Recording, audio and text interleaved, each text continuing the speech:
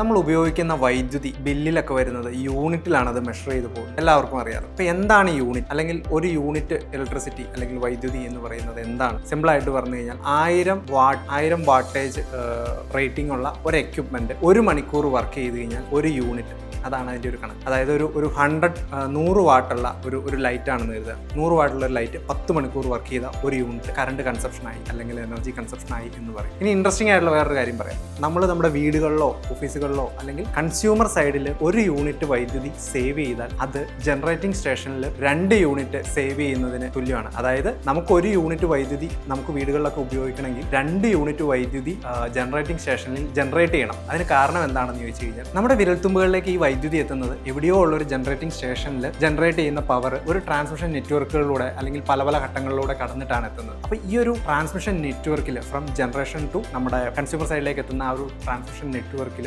ഉണ്ടാവുന്ന ലോസ് എന്ന് പറയുന്നത് പകുതിയോളമാണെന്നാണ് പറയപ്പെടുന്നത്. അതായത് നമ്മുടെ ഇന്ത്യയിൽ അവൈലബിൾ ആയിട്ടുള്ള കണക്കനുസരിച്ച് അത്രയും ലോസ് നമുക്ക് സംഭവിക്കുന്നുണ്ട്. അതുകൊണ്ട് ദാറ്റ് മീൻസ് നമുക്ക് 1 യൂണിറ്റ് വൈദ്യുതി ഉപയോഗിക്കണമെങ്കിൽ 2 യൂണിറ്റ് ജനറേറ്റ് ചെയ്യപ്പെടണം. അതുകൊണ്ടാണ് വൈദ്യുതി എത്രത്തോളം ഇമ്പോർട്ടൻ്റ് ആകുന്നത്, എത്രത്തോളം അമൂല്യമാകുന്നത്, നമ്മൾ സേവ് ചെയ്യണം, എഫിഷ്യൻ്റ് ആയിട്ട് യൂട്ടിലൈസ് ചെയ്യണമെന്ന് പറയുന്നത്.